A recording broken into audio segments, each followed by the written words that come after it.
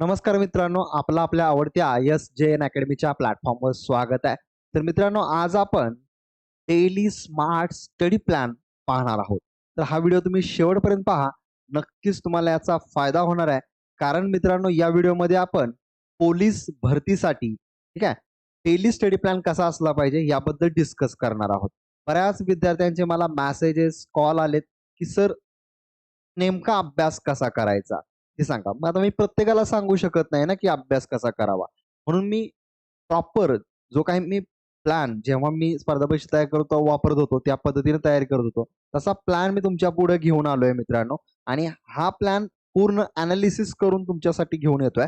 त्यामुळे हा व्हिडिओ तुम्ही शेवटपर्यंत पहा.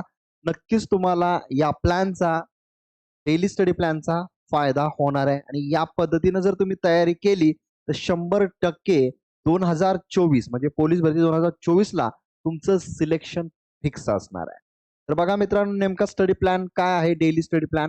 तर तुम्हाला लक्षात घ्या, पोलीस भरतीसाठी तुम्हाला विषय माहिती आहे. ठीक आहे. अंकगणित आहे, बुद्धिमत्ता आहे, मराठी व्याकरण आहे, सामान्य. सामान्यांमध्ये चालू घडामोडी.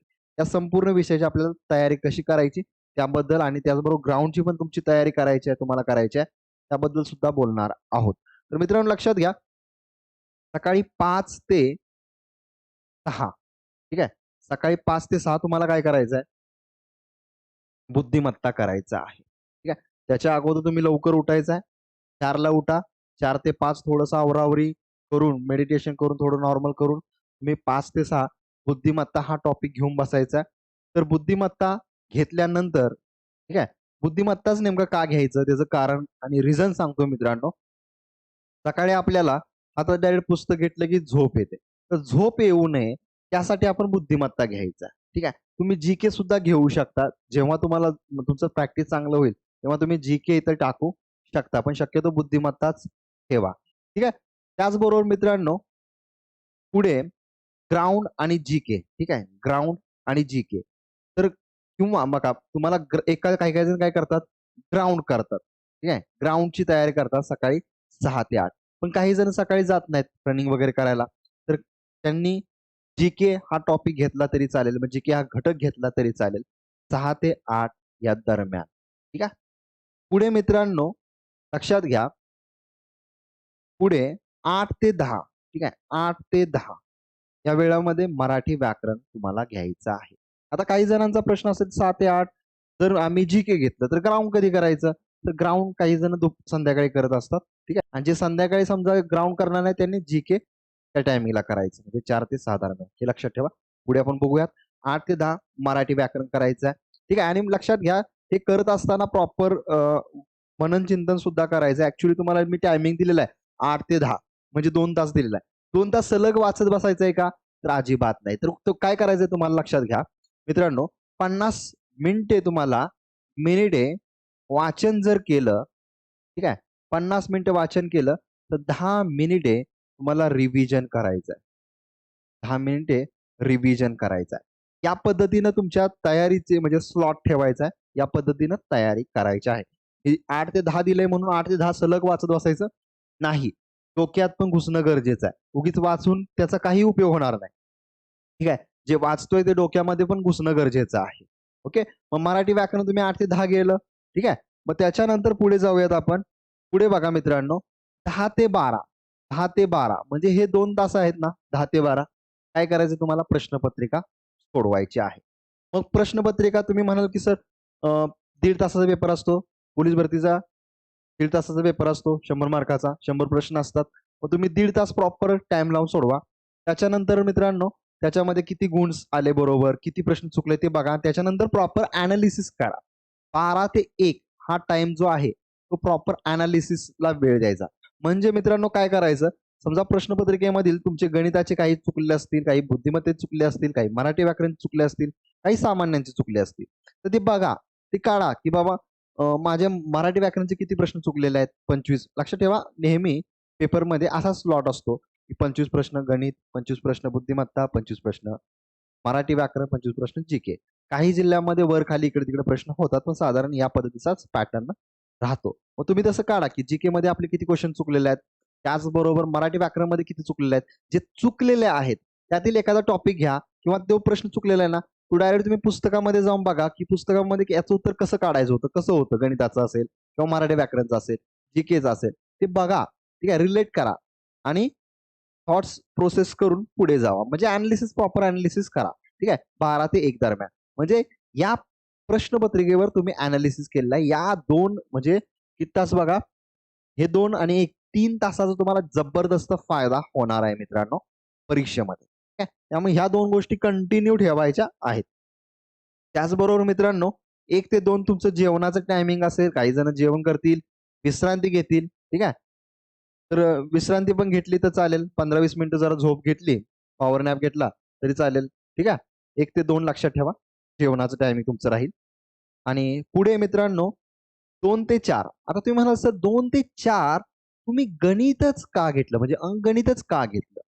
मला माहिती आहे या टायमिंगमध्ये पूर्ण म्हणजे आपण दिवसभर जे सकाळपासून जे कष्ट काय केलं असेल, त्यामुळे दुपारी झोप यायला चालू होते. ठीक आहे. मग झोप यायला चालू झाल्यानंतर त्या ठिकाणी तुम्ही मराठी वाचू शकत नाही किंवा जीके वाचू शकत नाही. त्या ठिकाणी झोप येतेच.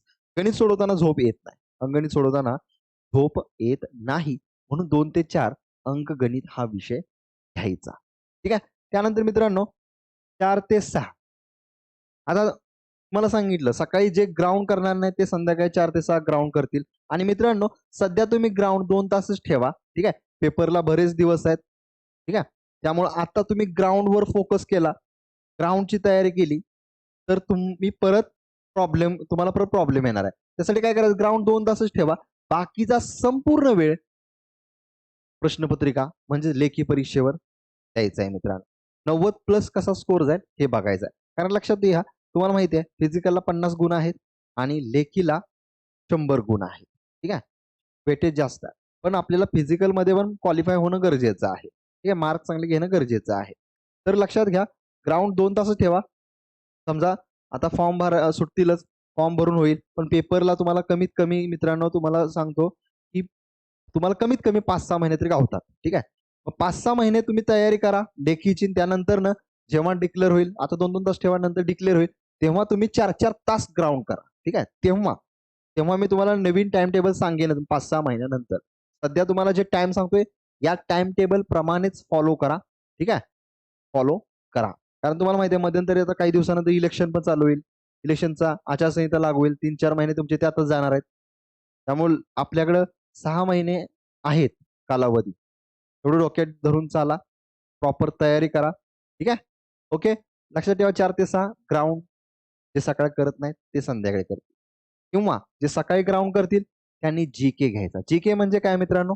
सामान्य ज्ञान. त्यामध्ये इतिहास, भूगोल, नागरिक म्हणजे राज्यशास्त्र, अर्थशास्त्र, विज्ञान सर्व घटक असतात. ठीक आहे. चालू घडामोडी पण म्हटलं तरी चालेल त्याच्यामध्ये. पण सेपरेट तुम्हाला चालू घडामोडीसाठी टाइम देतोयच मी. 4 ते 6 म्हणजेच 2 तास ग्राउंड धरलं किंवा जीके. त्यानंतर मित्रांनो 6 ते 7 फ्री. फ्री म्हणजे रिलॅक्स राहायचं, मित्रांना भेटा किंवा काहीही करा. तुम्हाला जे करायचंय घरातली कामं असतील किंवा काही किंवा तुम्हाला आवरायचं असेल, ग्राउंडवरून आलाय, कंटाळून आलाय, फ्रेश व्हायचा, राहत. ठीक आहे. पुढे जाऊयात मित्रांनो. ठीक आहे. पुढचा टाइम बघा मित्रांनो. चालू घडामोडी किंवा अंकगणित. आता तुम्ही म्हणाल सर असं का दिलं? तर आपण दुपारी अंकगणित केलेलं आहे. ठीक आहे. ज्यांना चालू घडामोडी ज्यांचा चांगला घटक असेल, त्यांनी काय करा 7 ते 9 पूर्ण अंकगणितावर भर द्या. ठीक आहे. किंवा तुम्ही काय करा 1 तास चालू घडामोडीला द्या, 1 तास अंकगणिताला द्या या टायमिंगमध्ये. ठीक आहे. काही जण पूर्णच वेळ अंकगणिताला देतील. चालू घडामोडी पेपर जेव्हा जवळ येईल तेव्हा करतील. ठीक आहे. प्रत्येकाचं डिपेंड प्रत्येकावर अवलंबून आहे, की कशा पद्धतीनं ते त्या टाईमचा युटिलाइज करतील ते त्यांच्यावर डिपेंड आहे. 9 ते 10 मित्रांनो रात्री 9 ते 10 जेवण. ठीक आहे. हे रातचं टाईम आहे. रात्री 9 ते 10 जेवण मित्रांनो. ठीक आहे.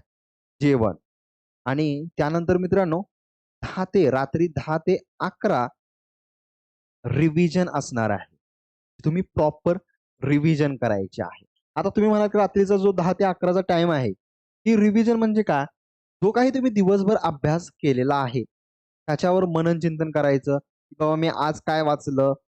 समजा जीके मधील सामान्यांमधील काय वाचलेलं आहे ते मला आठवतंय का? की विसरून गेलेलो आहे. जर विसरलं असेल तर लगेच पटापट बघून घ्यायचं. ठीक आहे. दिवसभर केलेलं तेच संध्याकाळी करायचं आहे रिव्हिजन. ठीक आहे. परत गणिताचे बघायचे. गणिताचे काही प्रश्न दुपारी तुम्ही केलेलं असेल गणित, ते बघायचे 1-2 प्रश्न घेऊन येते का, सुटतंय का? नसेल सुटत जरा प्रयत्न करायचे. म्हणजे फास्ट एका तासामध्ये जे काही दिवसभर केलेलं आहे त्याचं रिव्हिजन करायचं आहे. याचा खूप फायदा होतो.